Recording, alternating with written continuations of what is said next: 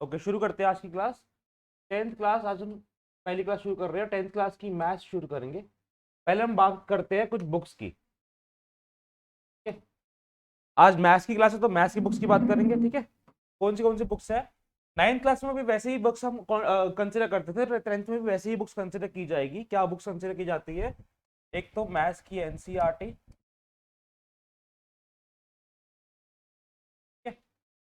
NCERT मेरे recommendation के according 3 times तुम लोगों को करनी चाहिए। एग्जाम्पल्स भी 3 बार और एक्सरसाइज भी 3 बार। मतलब हर एक चैप्टर 3 बार करना चाहिए। पर वो 3 बार कैसे करना है? एक बार तो हमने क्लास में किया, मैंने समझाया, फिर तुम्हें होमवर्क दिया। एज अ होमवर्क वो 1 टाइम वो चीज हो चुकी है। फिर जब तुम्हारा यूटी आता है स्कूल में या फिर पेपर लेता हूं मैं, तब उसको दूसरी बार करो सेल्फ प्रैक्टिस के लिए, तो 2 बार हो गया। फिर तीसरी बार एनसीईआरटी तब करनी होती है जब तुम्हारा हाफ ईयरली या फिर फाइनल एग्जाम्स आ रहे होते हैं। तो 3 बार एनसीईआरटी करना बहुत जरूरी होता है अगर तुम्हें बहुत अच्छा स्कोर चाहिए मैथ्स में। तो इनफैक्ट मैथ्स में 90% या 80% एनसीईआरटी से कोर्स आता है, चाहे वो बोर्ड एग्जाम्स क्यों ना हो। बोर्ड एग्जाम्स 2 टाइप के होते हैं 10th क्लास में। एक तो बेसिक मैथ्स होता है और एक स्टैंडर्ड मैथ्स होता है। बेसिक मैथ्स के अंदर अगर तुम बेसिक मैथ्स लेते हो, बाई चांस तुम्हें मैथ्स में थोड़ी दिक्कत है, तो तुम चाहो तो बेसिक मैथ्स ले सकते हो। दोनों केस में कुछ अलग बुक फॉलो नहीं होती, सेम बुक फॉलो होती है, मैथ्स एनसीईआरटी। है ना? पर बेसिक के अंदर सिर्फ एनसीईआरटी से क्वेश्चंस आते हैं, चाहे वो एनसीईआरटी के डिफिकल्ट क्वेश्चन हो चाहे वो एनसीईआरटी के इजी क्वेश्चन हो, पर एनसीईआरटी से बाहर का नहीं आता मोस्टली। मतलब इसमें भी मैं 100% गारंटी नहीं दे सकता। 90% एनसीईआरटी से आता है बेसिक का पेपर। स्टैंडर्ड में पेपर एनसीईआरटी के अलावा आरडी शर्मा से भी आ सकता है। ठीक है ना? और अगर तुम बेसिक मैथ्स लेते हो तो तुम आगे 11th 12th में मैथ्स नहीं ले सकते फिर। ये भी रूल है सीबीएसई का। अगर तुमने बेसिक मैथ्स लिया तो इसका मतलब तुम 11th 12th में मैथ्स नहीं लेना चाहते, इसलिए तुमने बेसिक मैथ्स मैथ्स को कम एज अ सब्जेक्ट कंसिडर कर लिया। पर अगर आगे तुम्हें 11th 12th में मैथ्स लेनी है तो स्टैंडर्ड मैथ्स लेना कंपल्सरी हो जाता है। ठीक है? बाकी दिक्कत कोई बात नहीं। अगर तुम लोगों को 9th में भी कोई दिक्कत हुई हो, कनिष्का ऐसे तो अपने 9th में मुझसे नहीं पढ़ा ना, तो बाई चांस तुम्हें 9th में भी दिक्कत आती हो मैथ्स में साइंस में, तो हम अगर स्टार्टिंग से कोई ज्वाइन करता है 10th क्लास में या फिर कोई भी क्लास में स्टार्टिंग से ज्वाइन करता है, तो हम पिछला टॉपिक पूरा रिवाइज करते हैं। जैसे 10th क्लास का टॉपिक है तो मैं पूरा 9th का वो टॉपिक रिवाइज करवाऊंगा पहले, उसके बाद 10th में हम कंटिन्यूएशन करेंगे। तो जो भी टॉपिक रिलेटेड होता है 9th से वो पहले रिवाइज करवाया जाएगा, और जो रिलेटेड है ही नहीं, जो नया टॉपिक है, वो तो तुम वैसे ही समझ जाओगे। ठीक है ना? तो 2 टाइप की हमारी मैथ्स होती है, बेसिक और स्टैंडर्ड। बेसिक्स में पेपर ऑलमोस्ट एनसीईआरटी से आता है, इजी पेपर माना जाता है। पर एनसीईआरटी भी इजी नहीं कही जा सकती, बिकॉज एनसीईआरटी के कुछ क्वेश्चंस भी डिफिकल्ट होते हैं, पर वो बेसिक में आ सकते हैं। स्टैंडर्ड में एनसीईआरटी के डिफिकल्ट या फिर एनसीईआरटी के इजी भी आते हैं, ऐसा नहीं है इजी नहीं आते, और साथ में आर्टिशन का पेपर आता है। 80% आता है हमारा एनसीईआरटी स्टैंडर्ड में, और 20% बाहर का होगा। ये बाहर का कुछ भी हो सकता है। कौन सी बुक्स हो सकती है? एनसीईआरटी एग्जाम्पलर, एनसीईआरटी एग्जाम्पलर या फिर आर डी शर्मा। हम मोस्टली एनसीईआरटी के अलावा मैथ्स के अंदर आर डी शर्मा कंसिडर करते हैं। हम इंस्टीट्यूट पे एनसीईआरटी के अलावा मैथ्स में आर डी शर्मा कंसिडर करते हैं। उसका रीजन ये है कि अगर मैं एनसीईआरटी एग्जाम्पलर की बात करूं तो एग्जाम्पलर के अंदर कुछ एमसीक्यूज होते हैं जो बहुत इंपॉर्टेंट होते हैं, जो पक्का आते हैं पेपर में। चाहे वो हाफ ईयरली का पेपर हो चाहे जो यूटी का पेपर हो, यूटी में भी तुम्हारे कुछ ना कुछ एमसीक्यू आते ही हैं हमेशा। 9th क्लास का तुम्हें पैटर्न समझ आ गया, वही सेम पैटर्न फॉलो होता है 10th क्लास में भी। कोई पैटर्न का डिफरेंशिएशन नहीं है। थोड़ा बहुत चेंजेस होगा पैटर्न का, अगर होगा भी तो सीबीएसई बताएगी, वो पता लगता है मिड सेशन के अंदर, अभी पता नहीं चलता। अभी हम सब कुछ कर रहे हैं, और जो कोर्स में आ रहा है और जो कोर्स में नहीं आ रहा है हम वो भी करते हैं अभी, क्योंकि सीबीएसई के अकॉर्डिंग ये जज करना कि क्या चीज कट चुकी है वो सही नहीं है। कि लास्ट ईयर ऐसा हुआ था कि 2-3 एक्सरसाइजेस उन्होंने एनसीईआरटी की डिलीट करवा दी थी। 2-3 एक्सरसाइजेस डिलीट करवा दी थी एनसीईआरटी की, पर वो बोर्ड के सैंपल पेपर में, सीबीएसई हर एक साल सैंपल पेपर निकालती है, सैंपल पेपर में उस एक्सरसाइज से रिलेटेड क्वेश्चन दिए हुए थे, पर सीबीएसई ने डिलीट करवाई है, क्वेश्चन भी उसी एक्सरसाइज से रिलेटेड था। तो इसलिए हमें सब कुछ करना होता है, क्योंकि हम बोर्ड के में कोई रिस्क नहीं ले सकते ना। ठीक है ना? तो हम हर एक चीज करते हैं। मैं मोस्टली आरडी शर्मा इसलिए कंसिडर करता हूं बिकॉज एनसीईआरटी एग्जाम्पलर के अंदर मोस्टली एमसीक्यूज है, वो भी आरडी शर्मा में आते हैं। ठीक है? अगर मैं कोई और बुक ले लूं, जैसे एक बुक आती है फुल मार्क्स, एक बुक आती है ऑसवाल, तो वो सारे क्वेश्चन जो निकाले जाते हैं वो आरडी शर्मा में से ही निकाले जाते हैं। तो आरडी शर्मा अगर तुम ऑलमोस्ट कर जाते हो हर एक चैप्टर की, और वो भी क्लास में होती है हमारी, जैसे हमने क्लास के अंदर 20 क्वेश्चन रिटर्न करे और उसी 20 क्वेश्चन से मिलते जुलते और 20 क्वेश्चन है, तो वो तुम्हारे होमवर्क हो जाते हैं। विदाउट सेशन होता है उसका। ठीक है? क्लास की ड्यूरेशन 1 आवर तो होता ही है, पर कभी कभी 1 आवर से बढ़ भी जाता है। ठीक है ना? तो हम आर डी शर्मा इसलिए करते हैं बिकॉज आर डी शर्मा में सारी बुक्स ऑलरेडी इंक्लूड हो जाती है, जो भी रेफरेंस बुक्स है। अलग अलग रेफरेंस बुक को हम फॉलो करो, एनसीईआरटी एग्जाम्पलर एक बुक काफी नहीं है, उसके अलावा फिर आरडी भी करनी पड़ती है, तो इससे बेटर है एक ही आरडी कर लो। इस आरडी के अंदर तुम्हारे एमसीक्यू क्वेश्चंस भी होंगे जो एनसीईआरटी एग्जाम्पलर में होते हैं, क्योंकि सारी बुक्स निकाली आरडी से ही गई है, नाम अलग दे दिया गया बस। ठीक है, ये मैथ्स की आज बात करी हमने, maths NCERT, maths R D Sharma. इसके अलावा जो हमारा होता है वो होती है असाइनमेंट। तो असाइनमेंट में तुम्हें मोस्टली मैथ्स में एनसीईआरटी और आर डी शर्मा की मिलाकर बना के दूंगा। ठीक है, असाइनमेंट पीडीएफ में भी जाएगी, और अगर तुम्हें सॉफ्ट कॉपी हार्ड कॉपी चाहिए तो हार्ड कॉपी मिल जाएगा। ठीक है, तो जो भी असाइनमेंट बनेगी वो एनसीईआरटी और आर डी शर्मा का कंबाइंड क्वेश्चन होंगे असाइनमेंट के अंदर। और लास्ट हमारा ये आता है, ये हमारा 9th में भी होता था, monthly 2 to 3 test of maths. Monthly 2 या 3 टेस्ट होते हैं मैथ्स के। तो टेस्ट देने के लिए तुम ऑफलाइन यहाँ भी आ सकते हो कनिष्का, संडे को टेस्ट होता है, कभी संडे टेस्ट ना हो तो सैटरडे आ सकते हो, पेरेंट्स के साथ आ सकते हो। अदरवाइज ऑनलाइन टेस्ट भी हम कंडक्ट करवा सकते हैं, कोई इशू नहीं है उसमें। ठीक है, शुरू करते हैं फिर आज की क्लास।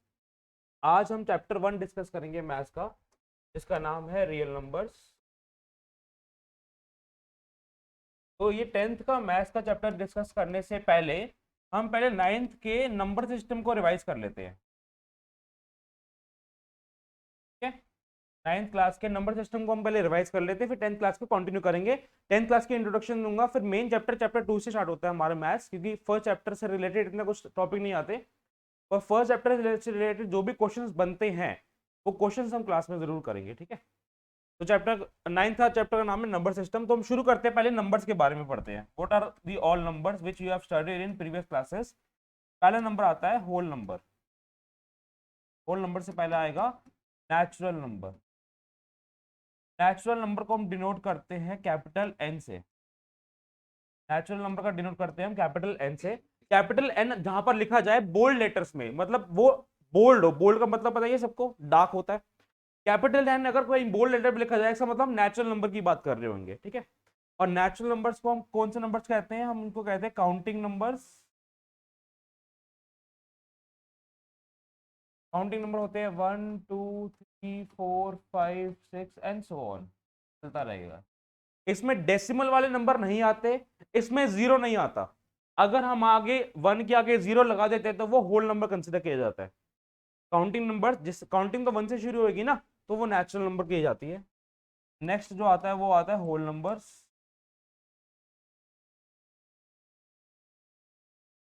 इसको डिनोट करते हैं हम कैपिटल डब्ल्यू से, वो भी बोल्ड लेटर्स में कैपिटल डब्ल्यू रहेगा।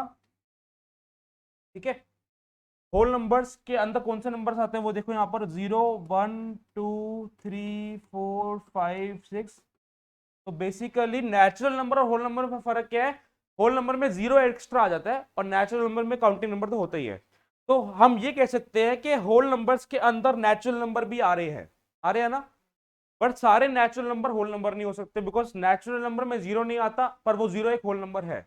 तो होल नंबर में सारे नेचुरल नंबर आ सकते हैं, पर नेचुरल नंबर्स में होल नंबर नहीं आ सकते। समझ आ गया, ये चीज 9th क्लास का रिवाइज हो रहा है अभी हमारा टॉपिक। थर्ड थर्ड आता है यहाँ पर हमारे इसमें इंटीजर्स। इंटीजर्स को हम डिनोट करते हैं जेड से, डी से, जेड। ठीक है, इंटीजर्स का मतलब positive numbers and negative numbers. तो नंबर लाइन के अकॉर्डिंग अगर बात की जाए तो राइट हैंड साइड वाले नंबर ले रहे हैं हम पॉजिटिव, और negative numbers left hand side वाले। ठीक है, तो इसके एग्जांपल तुम देखो यहाँ पर क्या आ सकते हैं, 0 1 2 3 4 डॉट डॉट डॉट चलता रहेगा, -1 -2 -3 -4 dot dot dot.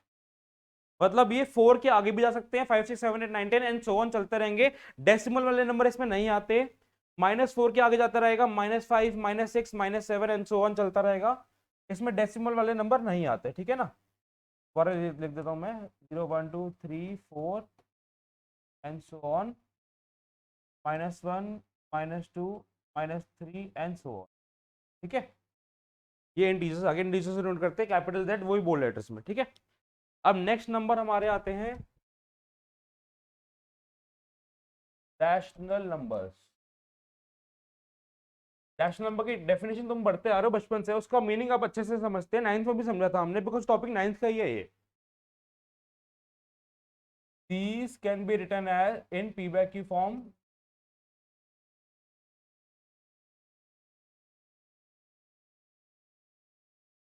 These can be written in p by q form where p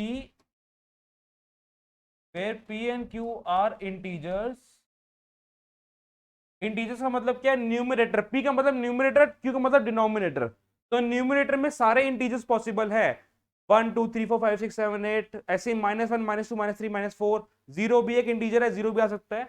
denominator भी एक इंटीजर ही है, तो डिनोमिनेटर में भी सारे नंबर पॉसिबल है, 1 2 3 4 5 6 7 8 पॉजिटिव वाले, -1 -2 -3 नेगेटिव वाले. पर इसमें एक कंडीशन ये आती है कि डिनोमिनेटर जीरो नहीं हो सकता. q is not equal to zero. Zero एक इंटीजर तो है, पर हम डिनोमिनेटर में जीरो नहीं पुट कर सकते. ये मैथमेटिकल एरर है. पढ़ा हो तुम सबने? तो 1/0 मतलब समथिंग बाय जीरो. 1/0 मतलब न्यूमरेटर कुछ भी हो, डिनोमिनेटर में अगर जीरो आ जाए तो वो नॉट डिफाइंड होता है. मैथ का एरर होता है ये, नॉट डिफाइंड कहा जाता है इसको. अब इसके बारे में भी हम प्रॉपरली पढ़ेंगे 10th क्लास में, जो हमने अभी तक नहीं पढ़ा था वैसे. ठीक है. रैशनल नंबर दो तरीके के होते हैं. एक तो होते हैं terminating decimal expansion,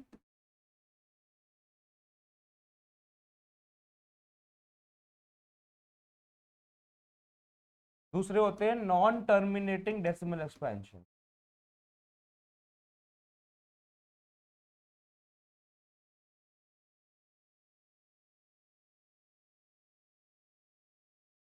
but repeating. मतलब क्या हुआ, ये वाले ऐसे डेसिमल, देखो रैशनल नंबर पी बाय की फॉर्म में है, तो मोस्टली ये डेसिमल वाले नंबर हो गए. अब एक बार पीछे आ जाओ. मैंने तुम्हें बताया था कि नेचुरल नंबर सारे के सारे होल नंबर के अंदर आते हैं, यस और नो आ रहे हैं. इंटीजर्स के अंदर भी सारे होल नंबर आ रहे हैं. तो अगर मैं इसकी एक पिक्चर बनाऊं, ये पिक्चर को देखो यहां पर ध्यान से. ये एक रूम है, ठीक है. इसको इमेजिन करो कि एक रूम है, यहां पर है नंबर्स, इस रूम में रहते हैं नंबर्स. ठीक है. ये वाला रूम है नेचुरल नंबर का. ये वाला समझ लो ये एक हाउस है, हाउस. इस हाउस में रहते हैं नंबर्स. ये जो मैंने एक हाउस रूम उस हाउस का रूम बनाया है, ये रूम है नेचुरल नंबर का, तो इसमें सारे नेचुरल नंबर आ जाएंगे. ठीक है. अब ये वाला हमने बनाया होल नंबर का cloud, you can say cloud या फिर रूम. तो होल नंबर के जो क्लाउड में मैंने बनाया है उसके अंदर सारे नेचुरल नंबर भी आएंगे, तुम खुद देख सकते हो. होल नंबर के अंदर सारे नेचुरल नंबर भी आते हैं. बट होल नंबर और नेचुरल नंबर में फर्क क्या है? जीरो का. तो जीरो जो है वो नेचुरल नंबर के सर्कल से तो बाहर है, बिकॉज नेचुरल नंबर में जीरो नहीं आता. और वो होल नंबर के सर्कल के अंदर है, बिकॉज होल नंबर में जीरो आता है. ठीक है. अब नेक्स्ट सर्कल बनाते हैं, वो बनाएंगे हम किसका? इंटीजर्स का. तो मैंने यहां पर इंटीजर्स को डिनोट किया जेड से. इंटीजर्स के अंदर होल नंबर भी आते हैं, देख सकते हो. इंटीजर्स के अंदर होल नंबर सारे आ रहे हैं, 0 1 2 3 4 5 6 7 8. इंटीजर्स के अंदर नेचुरल नंबर भी आते हैं, बिकॉज 1 2 3 4 5 6 7 8 चलता है, नेचुरल नंबर भी आ रहे हैं. फिर ऐसी क्या चीज है इंटीजर में जो होल नंबर में नहीं आती? वो है नेगेटिव नंबर्स. तो ये जो मैंने लिखे हैं नेगेटिव नंबर्स, दोबारा लिख देते हैं इसको. नेगेटिव नंबर्स, ये मैंने नेगेटिव नंबर्स लिखा है. ये नेगेटिव नंबर्स का मतलब ये नंबर जो है वो होल नंबर के सर्कल के अंदर नहीं आ रहे, होल नंबर सर्कल के बाहर आ रहे हैं, पर वो इंटीजर्स के सर्कल के अंदर है. ठीक है. ऐसा एक और सर्कल बना सकते हैं हम, वो आता है अब किसका? रैशनल नंबर का. रैशनल नंबर को डिनोट करते हैं हम क्यू से. मैंने बताया था या नहीं बताया? नहीं बताया ना. रैशनल नंबर को डिनोट करते हैं हम क्यू से. क्यू सिंबल है रैशनल नंबर का, कैपिटल क्यू, वही सेम बोल्ड लेटर्स में. ठीक है. तो अब ये जो सर्कल बनाया मैंने रैशनल नंबर का, उसके अंदर इंटीजर्स भी आ रहे हैं, उसके अंदर होल नंबर भी आ रहे हैं, उसके अंदर नेचुरल नंबर भी आ रहे हैं. रैशनल नंबर की डेफिनेशन क्या आती है कि वो पी बाय क्यू फॉर्म में लिखा जा सकता है.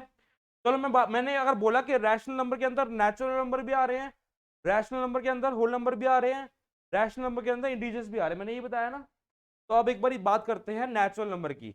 मैं ये कहना चाहता हूँ कि जो नेचुरल नंबर है ये रैशनल नंबर का भी पार्ट बन सकता है. ये कह रहा हूँ कि ये जो नेचुरल नंबर है ये रैशनल नंबर का भी पार्ट बन सकता है. तो रैशनल नंबर क्या थे? पी बाय क्यू फॉर्म में. पी क्या था? न्यूमिनेटर. क्यू क्या है? डिनोमिनेटर.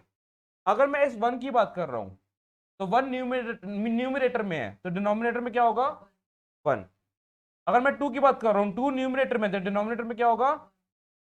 थ्री की बात करो, थ्री न्यूमिनेटर में, डिनोमिनेटर में क्या होगा? अगर डिनोमिनेटर में कुछ नहीं लिखा तो बाय डिफॉल्ट हम कंसिडर करते हैं 1 होगा, ये हम सबने पढ़ रखा है बहुत पहले ही बहुत बार। तो अगर नेचुरल नंबर बोला जाए तो नेचुरल नंबर एक तरह से रैशनल नंबर का ही पार्ट है, क्योंकि वो उसी सर्कल में आते हैं। और डिनोमिनेटर में अगर कुछ नहीं लिखा तो उसका मतलब 1 लिखा होगा। होल नंबर के डिनोमिनेटर में कुछ नहीं लिखा तो मतलब 1 लिखा होगा। इंटीजर के डिनोमिनेटर में कुछ नहीं लिखा तो उसका मतलब क्या लिखा होगा, 1 लिखा होगा। ठीक है, अब आते हैं फिर से रैशनल नंबर में। दो टाइप के रैशनल नंबर होते हैं, terminating decimal expansion, non terminating decimal expansion but repeating. Example ले लो पहले तो। टर्मिनेटिंग का मतलब रुक जाना, जिसका डेसिमल रुक जाता है। ठीक है, अब सुनो ध्यान से, ये दोनों रैशनल नंबर जो है, इसके ऊपर जो नंबर आते हैं, मैं तुम्हें अब इसका एक और क्लाउड बना के दिखाता हूं। ये क्लाउड है रैशनल नंबर का, मतलब ये घर है। क्लाउड का मतलब मान लो घर, ये घर है रैशनल नंबर का। इसके अंदर इन नेचुरल नंबर भी आ रहे हैं, इस घर के अंदर आ रहे हैं, क्योंकि नेचुरल नंबर सारे रैशनल नंबर कैसे बन गए, बिकॉज नेचुरल नंबर के नीचे क्या है, सबके नीचे 1 है, तो पी बाय की फॉर्म में आ रहा है। होल नंबर भी इसके घर में आएंगे, इंटीजर भी इसके घर में आएंगे। अब अगर सारे नंबर आ चुके हैं इसके घर में, तो ये बच्चे कुछ नंबर यहां पर कौन से नंबर आने चाहिए फिर, यहां पर बचा हुआ कौन से नंबर आएंगे, यहां पर बच्चे वो वाले नंबर आएंगे जिनके नीचे 1 नहीं है, 1 के अलावा कोई और नंबर है। For example 1/2। इस बार डिनोमिनेटर में 1 नहीं है, डिनोमिनेटर में क्या है, 1 के अलावा दूसरा नंबर। तो इसका अगर मैं डेसिमल सॉल्व करूं तो इसका आंसर आता है 0.5 डिवाइड करके। तो ये एक डेसिमल एक्सपेंशन है। तो जो डेसिमल वाले नंबर होते हैं उन दोनों टाइप्स को हम ये कहते हैं, terminating decimal, non terminating decimal. इसके अलावा जो रैशनल नंबर है जिसमें डेसिमल नहीं आता, वो ये वाले हैं, इस वाले घर वाले, whole number, natural numbers, integer वाले। ठीक है ना, इनमें डेसिमल क्यों नहीं आता, बिकॉज इन सब में डिनोमिनेटर में क्या है, 1, और अगर 1 से डिवाइड करेंगे तो वही नंबर रहता है, डेसिमल में नहीं आता कुछ चीज, है ना। इसके अलावा जो मैंने यहाँ पर व्हाइट व्हाइट कलर में शेड करा है, ये व्हाइट कलर में क्या शेड कर रहा है, ये वो वाले नंबर है जो डेसिमल वाले होते हैं। तो डेसिमल वाले दो टाइप के हैं हमारे पास। पहला टाइप टर्मिनेटिंग डेसिमल एक्सपेंशन, दूसरा type non terminating decimal expansion but repeating. Example terminating decimal expansion, example 0.5, 0.75, 0.375, 0.8, 0.9। कहने का मतलब इसका डेसिमल की वैल्यू रुक जाती है। टर्मिनेटिंग का मतलब हिंदी में रुक जाना। तो डेसिमल सॉल्व करेंगे, कोई भी नंबर होगा उसका डेसिमल सॉल्व करेंगे तो वो डेसिमल रुक जाएगा कुछ टाइम बाद। ठीक है ना। अब कोई और नंबर, जैसे मैं एग्जांपल देता हूं यहाँ पर, जैसे हमने एक तो एग्जांपल ले लिया 1/2, इसको सॉल्व करेंगे आंसर कितना आता है, 0.5। मैं एक और एग्जांपल देता हूं यहाँ पर, देखो 4/10, इसको हम सॉल्व करें तो क्या आता है, आंसर आता है, तो इसका डेसिमल एक्सपेंशन में रुक गया। और की एग्जांपल ले लेते हैं 8/20। अब इसको मैं सॉल्व करके दिखाता हूँ एक बार, ठीक है, ध्यान से देखना। 8 न्यूमिनेटर में रहेगा और 20 डिनोमिनेटर में। ऐसे सॉल्व करते हैं जैसे हम बचपन में सीखते थे, हम बिल्कुल बचपन में जाएंगे। 8 न्यूमिनेटर में, 20 डिनोमिनेटर में। जहां पर 20 न्यूमिनेटर में आना चाहिए या फिर 8 न्यूमिनेटर में आना चाहिए, जो ऊपर नंबर होता है वो न्यूमिनेटर में आता है, जो नीचे होता है वो एज ए डिवाइजर कंसिडर किया जाता है। 8 डिवाइडेड बाई 20, इसका मतलब 8 जो है वो 20 से डिवाइड किया जाएगा। तो अब 8 छोटा है 20 से, तो कैसे लगाएंगे, 0 पॉइंट लगा दे तो यहाँ पर 80 बन गया ये। अब 20 के टेबल में 80 कब आता है, 480। तो आंसर क्या हुआ, 0.4। समझ आ गया। तो ये रुक गया ना, रुक जाने का मतलब रिमाइंडर 0 आ जाए। तो जब हम डिवाइड करते हैं किसी भी रैशनल नंबर को, पी बाय की फॉर्म में यहाँ पर है 8/20, किसी भी रैशनल नंबर को जब हम डिवाइड करते हैं तो आंसर रुक जाता है, मतलब रिमाइंडर 0 आ जाता है, तब हम कहते हैं कि वो टर्मिनेटिंग डेसिमल एक्सपेंशन। ठीक है, अब नॉन टर्मिनेटिंग एग्जांपल लिखते हैं। नॉन टर्मिनेटिंग बट रिपीटिंग, मतलब ये डेसिमल एक्सपेंशन चलता रहेगा, रुकेगा नहीं। ये वो होता है इसमें 12 नंबर आते हैं। अगेन एक और चीज, जो भी मैं अभी तक चीजें समझा रहा हूँ तुमने सारी पढ़ी हुई है, सारी 9th क्लास की है, अभी तक 10th क्लास में हम पहुंचे नहीं, हम पहले 9th क्लास रिवाइज करेंगे। ठीक है, और कनिष्का, हमारी क्लास का जो ड्यूरेशन होता है जूम के अंदर वो 40 मिनट्स का होता है।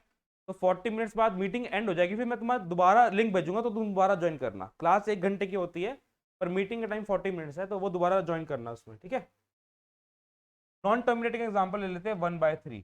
अब इसको सॉल्व करते हैं। 1 न्यूमिनेटर है तो अंदर जाएगा, 3 डिनोमिनेटर तो बाहर जाएगा। 1 छोटा नंबर है, 3 बड़ा है, 0.5। अब 3 के टेबल में कब आता है 10 नहीं आता, पर 3 3 से 9 होता है, 1 बचा। अब रिमाइंडर 0 नहीं आया तो दोबारा हम 0 लगा देंगे, फिर 3 3 से 9, दोबारा 0 लगा देंगे, 3 3 से 9, ये चलता रहेगा, ये कभी रुकेगा ही नहीं। तो इसको हम क्या बोलते हैं, आंसर क्या होगा 0.3333 डॉट डॉट डॉट 0.3 बार। बार का मतलब होता है एक ऊपर डंडा, उतने नंबर के उतने डिजिट के ऊपर डंडे लगाएंगे जो जो डिजिट रिपीट हो रही है, तो उसको क्या बोलते हैं नॉन टर्मिनेटिंग, मतलब ये रुका नहीं, नॉन टर्मिनेटिंग मतलब रुक नहीं रहा बट रिपीट करे जा रहा है। तो ये होता है रैशनल नंबर के दो पार्ट्स, ठीक है। वो तो इरैशनल नंबर हो गया। एक और भी यहाँ पर बच्चे ने आंसर दिया है, नॉन टर्मिनेटिंग नॉन रिपीटिंग, मतलब वो रिपीट भी नहीं करता, वो टर्मिनेट भी नहीं करता, तो वो इरैशनल नंबर है।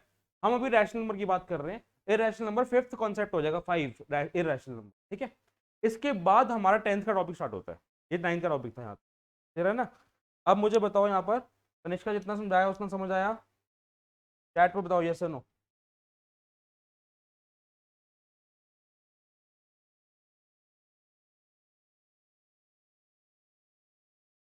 ओके, तो अब ये टॉपिक जितना भी समझाया मैंने टॉपिक था 9th क्लास का। अब ये तुम्हें नोट्स बनाने जरूरी है। देखो पीडीएफ नोट्स मिलते हैं, ये सारी पीडीएफ में भी जाएगा, पर पीडीएफ कभी कभी टेक्निकल इशू आ सकता है पीडीएफ में, बिकॉज टेक्निकल इशू कभी भी आ सकता है किसी भी चीज में, इलेक्ट्रॉनिक्स में, है ना। तो सेल्फ मेड नोट्स बहुत इंपॉर्टेंट नोट्स होते हैं, मतलब अल्टीमेटली ऑनलाइन का हमें फायदा तो है, बट ऑफलाइन जो चलता था पुराने जमाने का वही बेस्ट टीचिंग मानी जाती है आज तक भी। तो तुम ये सारा रीड, ये सारा लिखो पहले, ये जरूरत नहीं है, ये तो तुम पीडीएफ में देख लेना, इट इज मोर अबाउट कि हम क्या क्या करने वाले हैं आगे, है ना। यहाँ से शुरुआत होती है 10th क्लास की, और 9th क्लास का मैं नंबर सिस्टम रिवाइज करवा रहा हूँ। मैंने सिर्फ रैशनल नंबर तक रिवाइज करवाया, ये सारा लिखना है सबको, ठीक है। लिखो सारा। Okay let us continue further. ये था टॉपिक 9th क्लास का, हमने पढ़ लिया रैशनल नंबर्स तक। नेक्स्ट आता है इरैशनल नंबर, वो भी पढ़ना जरूरी है क्योंकि उसी के आगे हमारा टॉपिक 10th का कंटिन्यूएशन में जाएगा, ठीक है। इरैशनल नंबर्स डेफिनेशन लेना जो बहुत जरूरी है, these are numbers which are, these cannot be written in form of p by q, these cannot be written in p by q form, these cannot be written in p by q form, and these are non terminating and non repeating, मतलब ना ही ये terminate करते हैं ना ही ये repeat करते हैं, ठीक है। नॉन टर्मिनेटिंग नॉन रिपीटिंग, ये ना ही रिपीट कर सकते हैं ना ही टर्मिनेट कर सकते हैं, टर्मिनेट मतलब रुकेंगे भी नहीं, तो वो तो तुम्हें समझ आ गया कि कौन से ऐसे नंबर जो रुकते नहीं है, ये वाले नंबर रुकते नहीं है, इनके डेसिमल एक्सपेंशन रुक नहीं रहा, चले जा रहा है, पर डेसिमल एक्सपेंशन चले तो जा रहा है पर रिपीट कर रहा है, डिजिट रिपीट कर रही है, यहाँ पर डिजिट रिपीट भी नहीं करती। तो इसके एग्जाम्पल क्या थे, इसके एग्जाम्पल थे √2। अगर मैं √2 को सॉल्व करूँ पूरा 1.414 समथिंग समथिंग समथिंग चलता रहता है, इसमें भी कोई भी ऐसा डिजिट नहीं है जो मतलब बार बार रिपीट करे। जैसे फॉर एग्जाम्पल एक और ले लो 1.01 001 0001 401। तो यहाँ पर तुम एक चीज नोटिस करो, मैं यहाँ पर बार नहीं लगा सकता किसी नंबर पे, अगर मैंने 01 के ऊपर बार लगाया तो आगे 010101 ही आना चाहिए था, 001 0001 नहीं आना चाहिए था। तो बेसिकली हम यहाँ पर किसी के ऊपर बार नहीं लगा सकते, डिजिट तो रिपीट कर रहे हैं, 0 बहुत बार आ रहा है, 1 बहुत बार आ रहा है, पर हम किसी के ऊपर बार नहीं लगा सकते। बार का मतलब वही सेम चीज रिपीट करना।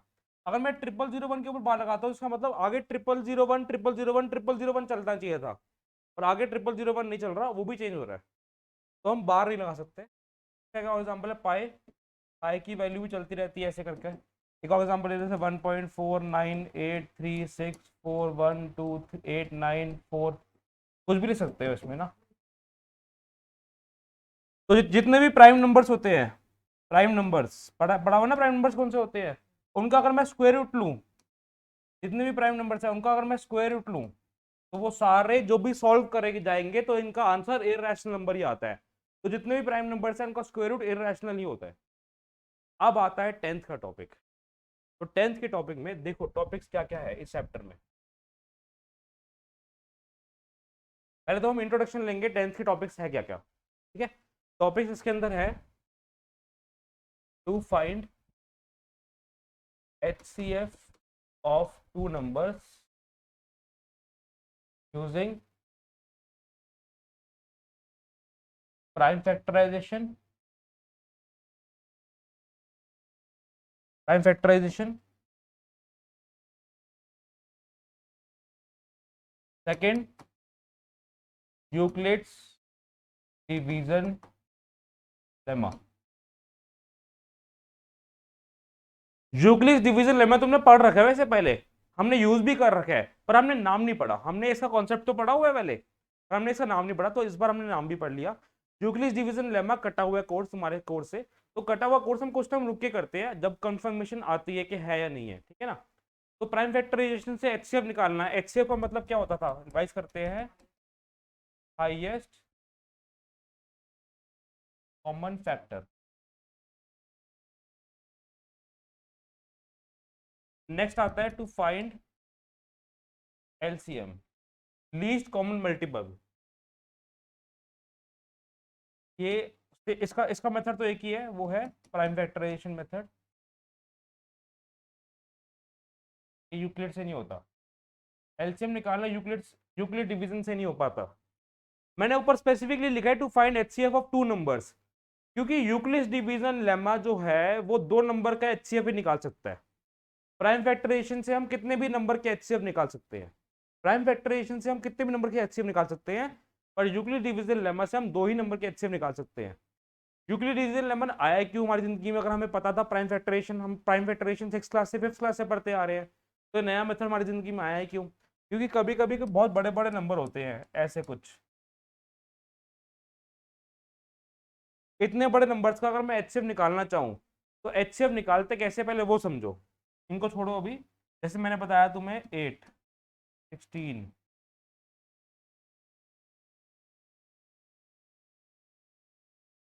48, इन तीन नंबर का मुझे निकालना है एचसीएफ, ठीक है। तो एचसीएफ निकालने के लिए हम प्राइम फैक्टराइजेशन करते हैं, वो भी इंडिविजुअली सबका अलग अलग।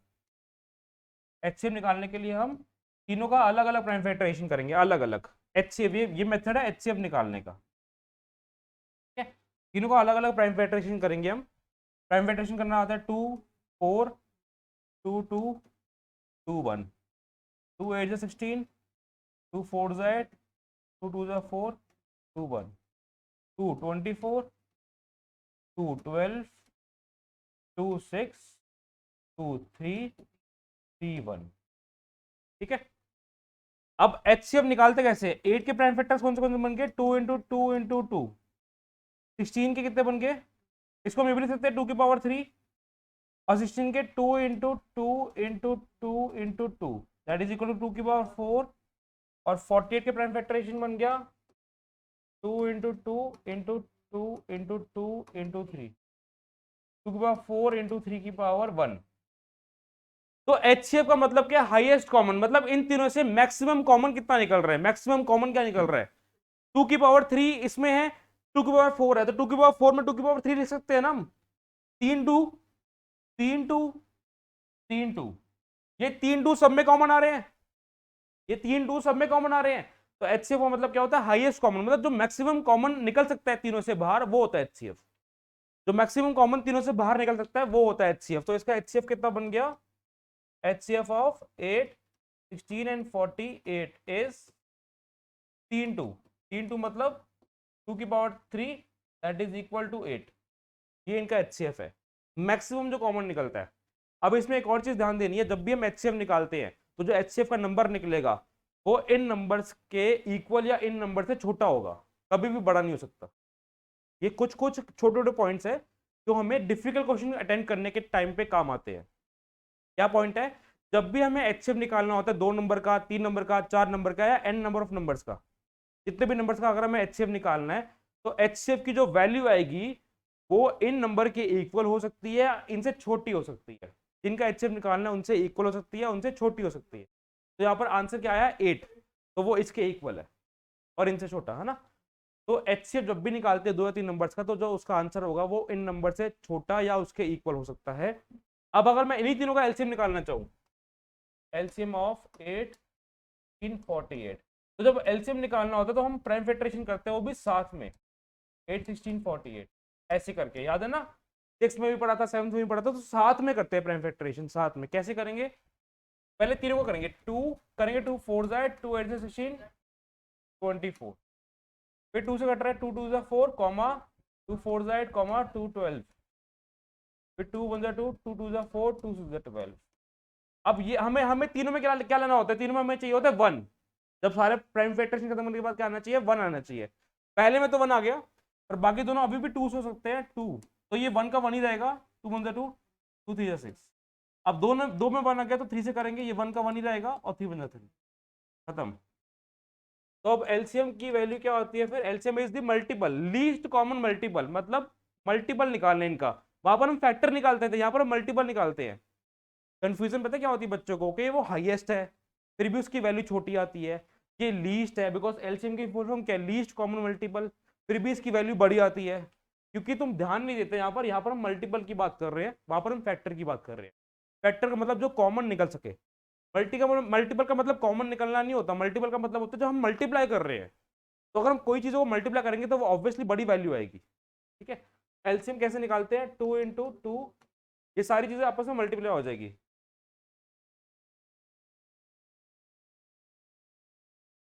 आंसर है 48।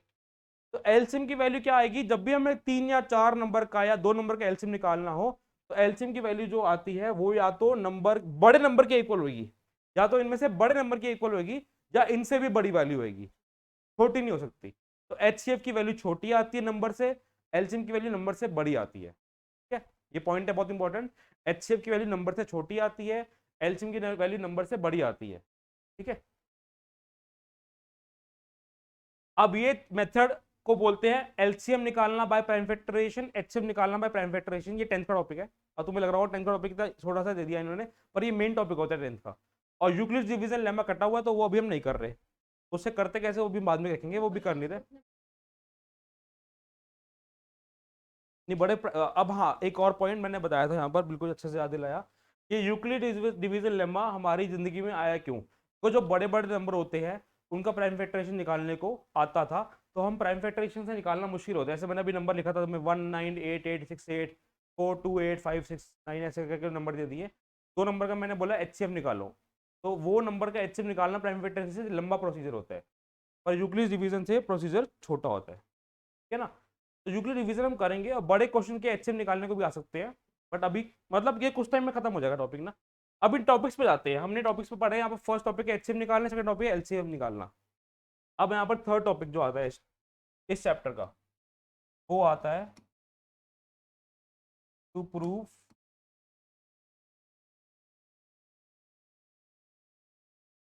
Given number and irrational number. Supposingly question आता है, prove that √2 is an irrational number, prove that √2 is an irrational number।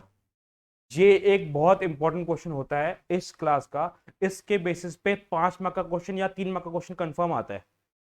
UT में भी आएगा, हाफ एल में भी आएगा, बोर्ड में भी आएगा। जब भी मैं बोल रहा हूँ कंफर्म, कंफर्म का मतलब इस चैप्टर का अगर यूटी होता है तो यूटी में भी कंफर्म आएगा, कंफर्म आएगा, इसमें कोई वही नहीं है। और अगर ये चैप्टर तुम्हारा 7 मार्क का है, तो 5 मार्क का तो एक क्वेश्चन हो गया, और 2 मार्क का वो एचसीएफ एलसीएम निकालने का, बस चैप्टर खत्म। तभी मैं बता रहा था कि चैप्टर में ज्यादा कुछ है नहीं, बिकॉज 90% टॉपिक तो कटा हुआ है इस चैप्टर का। अब जो कटा हुआ टॉपिक है वो भी हम करेंगे अगर कंफर्मेशन आती है तो, ठीक है ना। तो √2 को एक इररेशनल नंबर प्रूफ करना है, हमें पता है कि वो इररेशनल है, पर प्रूफ करना है, इसका थ्योरेटिकल प्रूफ होता है बहुत बड़ा, जो हमने 9th में नहीं पढ़ा था, 10th का प्रूफ होता है। तो ये पढ़ेंगे हम अगली क्लास में। अभी हम इंट्रोडक्शन लेते हैं चैप्टर 2 की। चैप्टर 1 की इंट्रोडक्शन यही तक खत्म है, ठीक है ना। चैप्टर 1 अभी खत्म नहीं हुआ, मैंने आज की क्लास सिर्फ इंट्रोडक्शन क्लास रखी थी। अब चैप्टर 2 का नाम क्या होता है, हाँ, फिर क्या करके, चलो अभी एक बच्चा, चलो अभी हम नेक्स्ट चैप्टर में बाद में आते हैं, कोई दिक्कत नहीं है। अभी ये कह रहे हैं कि अगर √2 को हम लॉन्ग डिवीजन मेथड से सॉल्व करें, √2 को सॉल्व करना हमें पता है कैसे सॉल्व करते हैं, लॉन्ग डिवीजन मेथड से सॉल्व कैसे करते हैं। पहले तो बताओ कनिष्का, नॉन डिवीजन मेथड पढ़ा हुआ तुमने, जैसे √2 की वैल्यू निकालने हैं। अगर √2 की वैल्यू मैंने यहाँ पर तुम्हें बताई थी, यहाँ पर मैंने √2 की वैल्यू लिखी थी कनिष्का, ये वैल्यू थी 1.414, आगे चलता रहता है। तो ये वैल्यू निकालनी आती है नहीं आती, ये बताओ, क्योंकि ये चीज़ निकालनी सीखी तुमने 8th क्लास में थी।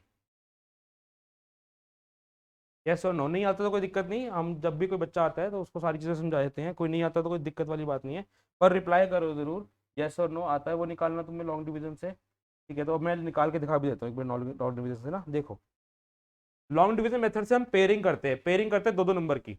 अगर दो नंबर है, यहाँ पर एक ही नंबर है तो पेयरिंग बनेगी नहीं, ऐसे ही रहेगा। फिर 0 × 0, 1 × 1, 2 × 2, 0 से लेकर 9 तक उनका स्क्वायर लेना होता है। 0 0 0 1 1 1 2 2 4, ऐसा नंबर जो इससे कम या इसके इक्वल है।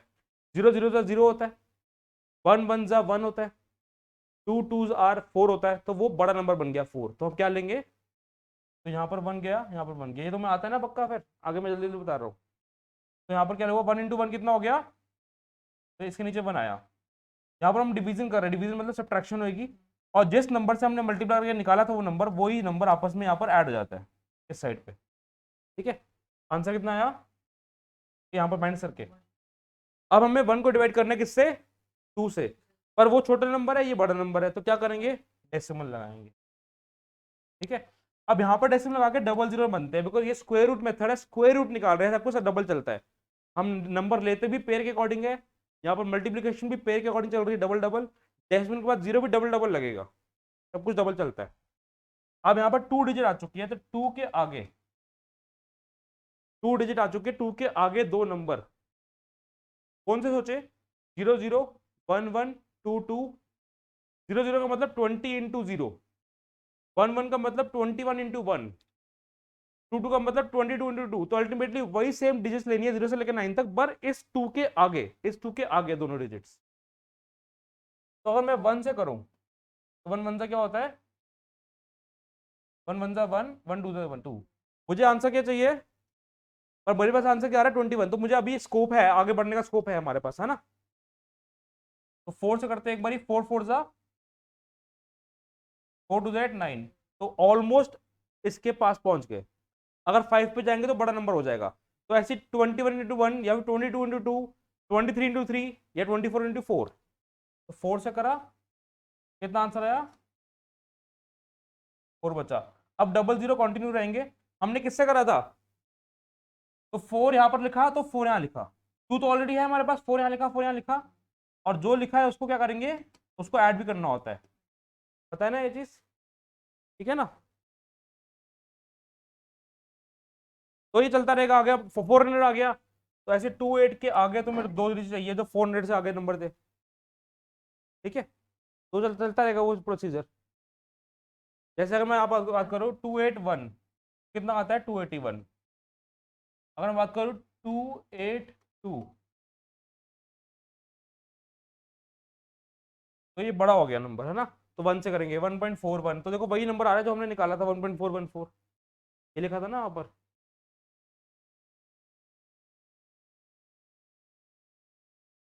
हाँ कर सकते हो। अब प्रॉब्लम ये है तुम्हारा अनन्य, तुम्हारा डाउट ये था कि हमें ये प्रूफ करना, हम ऐसे प्रूफ नहीं कर सकते, ये एक थ्योरेटिकल प्रूफ है।